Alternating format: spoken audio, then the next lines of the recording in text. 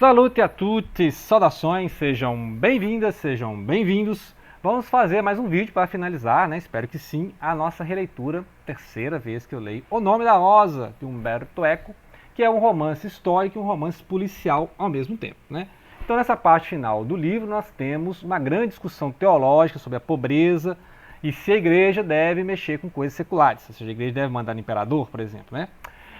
E ao mesmo tempo tem a investigação das mortes dos monges, né? Nesse lugar meio mal assombrado, os monges morrem um por dia, né? Literalmente um por dia, de formas mais escabrosas. E aí o Guilherme de Baskerville, que é o personagem aqui, o protagonista, junto com o Addison, né? Que é tipo Watson na história, eles estão investigando em paralelo com o grande inquisitor, que é o Bernardo Guy. Bernardo Guy, que é um personagem real, né? Um dominicano, né? Enquanto que o Guilherme é um franciscano. E aí, os dominicanos e franciscanos aparecem o tempo todo aqui. Vou explicar, então, esse negócio de dominicanos e franciscanos. Os dominicanos, né, é uma ordem dos pregadores, são frades, e ela é fundada pelo Domingo de Guzmán, em Castela, que é a Espanha hoje, né? E ele, em 1216, criou essa ordem dos dominicanos, né? E eles são pregadores, frades e tal, e aí atuam muito na Inquisição.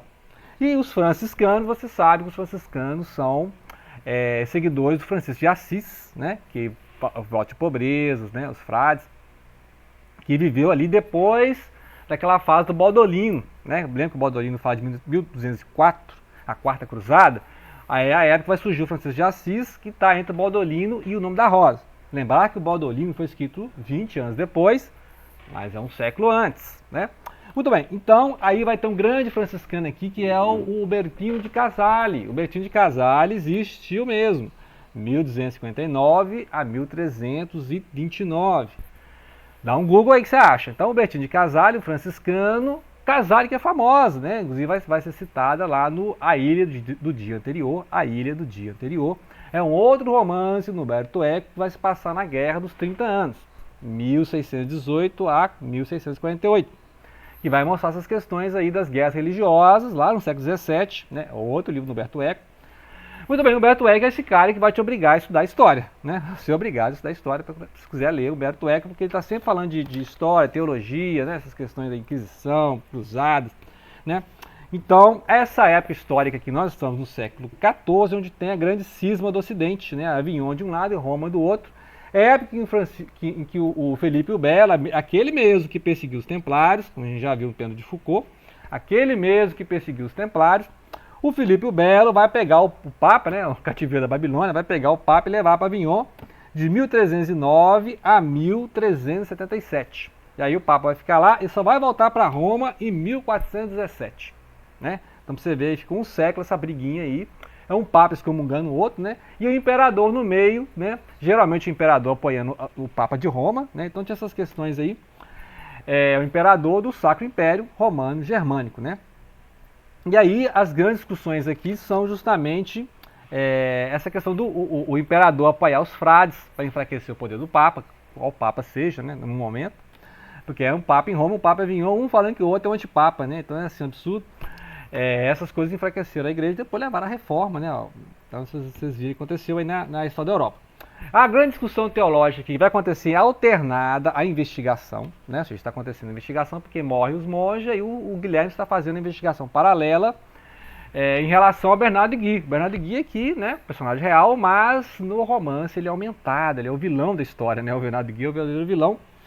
E ele vai realmente interrogar e torturando, né? Método de tortura, enquanto que o Guilherme de Baskerville, que é o nosso Sherlock aqui, ele vai conversar com as pessoas igual o Hercule Poirot da Agatha Christie, né? O cara que vai investigando, vai interrogando, vai vendo as contradições entre os personagens. Ah, você falou isso, mas, né?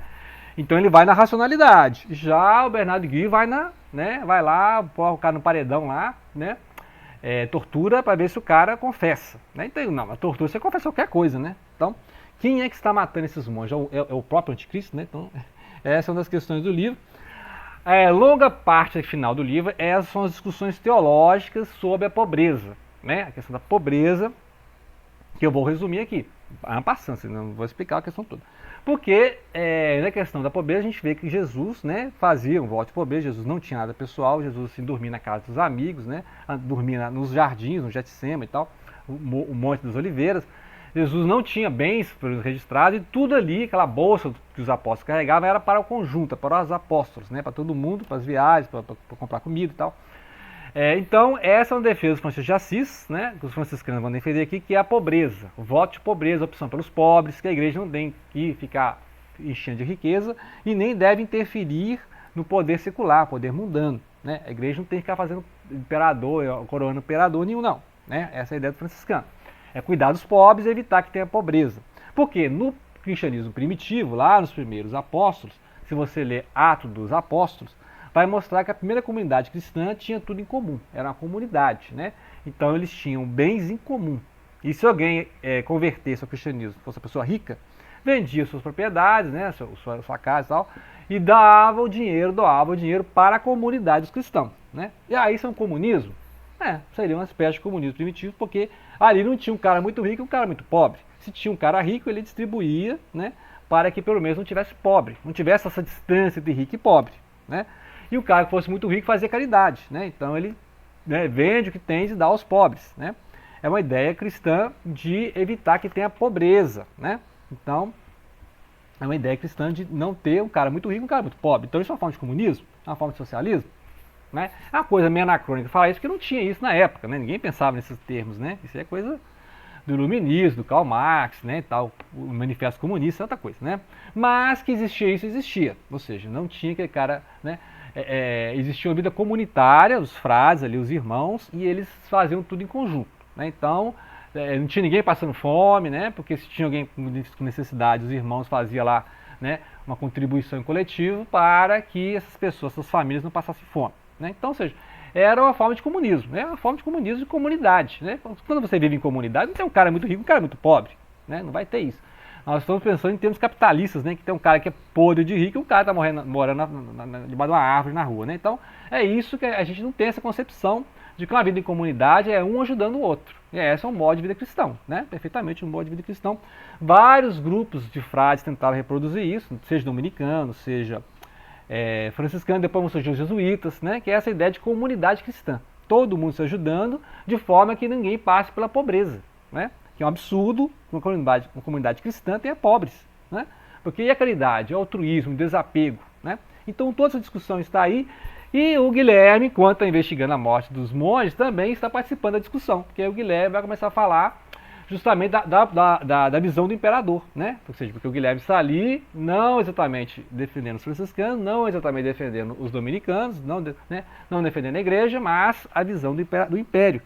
Que, seguinte, o império é a ideia que o Guilherme fala assim, que olha, a igreja deve cuidar dos seus, né, dos suas ovelhas, né, podemos dizer assim, dos seus membros ali, né, evitar a pobreza, fazer a caridade, e não interferir em assuntos seculares, né, ou seja, não mexer com o governo. Por quê? Jesus falava, dai a César o que é de César, dai a Deus o que é de Deus. Meu reino não é deste mundo. Então, essa é a argumentação do Guilherme, né? Então, que é, obviamente, bem alinhada com o imperador e vai desagradar a cúpula cristã, os cardeais, né? Porque não, eles querem coroar o imperador, né? A ideia deles é, nós viemos para coroar o imperador. E aí o Guilherme vai ficar sabendo, no meio da discussão, vai ficar sabendo que um dos monges descobriu um livro, né? Descobriu um livro muito estranho, muito suspeito, que talvez é aquele livro que o Guilherme está procurando, que é o livro que os outros monges encontraram e que ocasionou a morte deles. Que livro é esse? Que livro é esse? Não posso dar muito spoiler, né? Não posso falar muito, que eu dou spoiler. E aí, só não vai ler o livro. Mas é um livro muito secreto e alguém descobriu. Aí alguém fala para ele, olha, descobriu o livro tal, só que esse monge é morto, né? De forma muito escabrosa, todo dia morre um monge, né? E aí o Guilherme tem que correr contra o tempo para impedir que o Bernardo Gui chegue lá e vai torturar todo mundo, né? Então ele tá... Porque o Guilherme é o cara cabeça, o cara que vai pela lógica, né? E o Guilherme já descobriu uma forma de ir na biblioteca, né? Já descobriu uma forma, já sabe que a biblioteca é dividida por continentes, que os livros são mantidos por desses continentes, e são livros raros, né? São cópias raras, porque as pessoas de outros mosteiros, né? Os irmãos de outros mosteiros pedem cópia desses livros. Poucas pessoas têm acesso a essa biblioteca de Babel, né? O Jorge Luiz Borges é uma biblioteca de Babel, é um verdadeiro labirinto, né, de livros. O Guilherme quer entrar nesse labirinto e descobrir como é que faz para se orientar lá dentro, né? E aí as pessoas aqui, os monges, ficam disputando entre eles quem vai ser o bibliotecário. Por quê? é um status, né? Uma vaidade, um ego. Você sendo bibliotecário, você tem acesso aos livros, né? Pra você ver. O livro é uma coisa tão rara, né? Lembra que existia o índice dos livros proibidos, né? Index Librorum Prohibitorum, Index Librorum Prohibitorum, que eram justamente os livros que não podiam ser lidos. E aí, este livro maldito estava na lista, né? Que livro é esse, né? Então você tem que ler o livro para saber que livro é esse. E aí, sempre que estão conversando sobre o livro, aparece o irmão Jorge. Aquele irmão Jorge é um cego, né? Ele já ficou cego, mas os caras lendo e copiando o livro à luz de vela. Ele ficou cego, né? Igual o Jorge Luiz Borges. Olha você vê a leitura aqui que o Humberto Eco faz, né? A homenagem que ele faz ao Jorge Luiz Borges, né? Escritor argentino, irmão. E aí esse Jorge sempre fica ali nos bastidores, ouvindo as conversas, muito suspeito, sabe de tudo que acontece. O cara é cego, hein? Sabe tudo que acontece, ali as movimentações. Mas um monge morreu de forma escabrosa, como eu falei. E aí o Guilherme tem que descobrir, né? Quem que está matando esses monges, né? Certamente não é o anticristo, é alguém ali que está atrás desse livro. Então, esse monge que descobriu o livro, não é revelado, né, assim, onde ele guardou, mas todo o estúdio dele, ele mexe com ervas, né, uma coisa assim, tudo foi revirado, né, então se alguém está procurando lá esse manuscrito, esse livro, que você tem que ler o nome da Rosa para saber que livro que é, né. E aí, no final, a grande biblioteca, né, vai ter uma perseguição lá dentro, vão deixar cair uma vela, não sei que coisa, vai deixar cair uma vela dentro da biblioteca, e a biblioteca vai ser consumida por um incêndio. Não revelei quem é o vilão da história, né? Espero que não.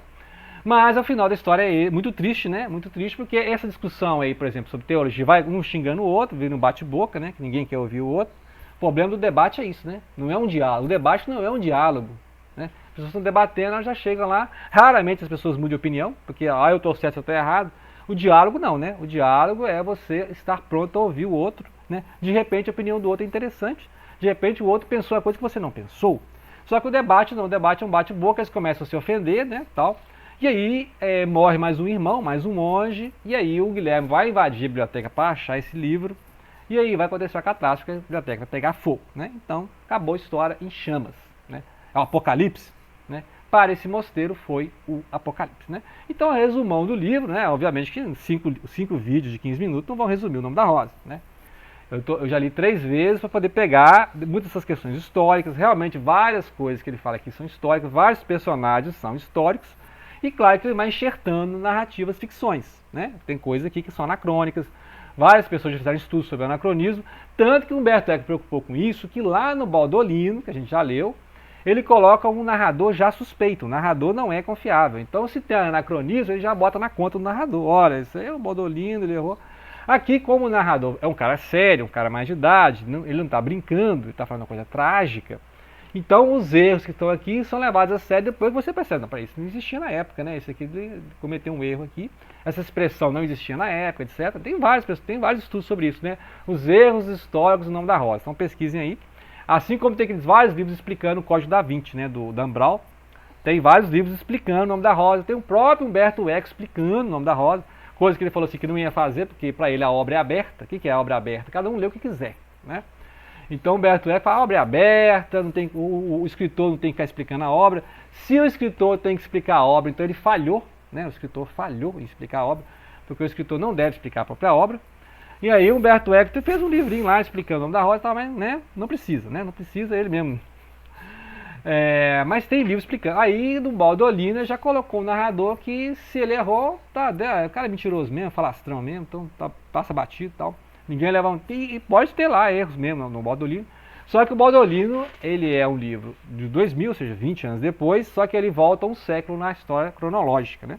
Então basicamente isso aí é um livro romance policial, tem um mistério a ser descoberto, tem um livro a ser descoberto, tem uma biblioteca a ser desvendada, e ao mesmo tempo é um livro histórico que vai mostrar essa crise, a cisma do Ocidente, né? Avignon versus Roma, a questão do imperador e a questão da pobreza, né? E da igreja ficar interferindo no poder secular, botando coroa na cabeça do imperador, né? Então são essas discussões e a figura da Inquisição, né? Que é o Bernardo Guia, essa figura sinistra que aparece no livro aqui, que é o grande vilão no sentido da Inquisição. Mas tem um vilão que é o cara das mortes. Então tem essas pegadinhas. Se a senhora está pensando na coisa, é outra, né? Então é um livro fantástico por isso aí, porque ele desvia sua atenção direto, né? Então, assim, é uma obra, é um clássico da nossa era, né? O Nome da Rosa é um livro assim, que você vai ler várias vezes, vai descobrir coisas que você não tinha pensado. Pô, realmente, né? E isso é o clássico, é o livro que nunca deixa de falar o que tem que falar, né? Nunca se esgota, ok? Então, grato pela atenção nessa jornada, essas releituras do Nome da Rosa. Não deixem de compartilhar.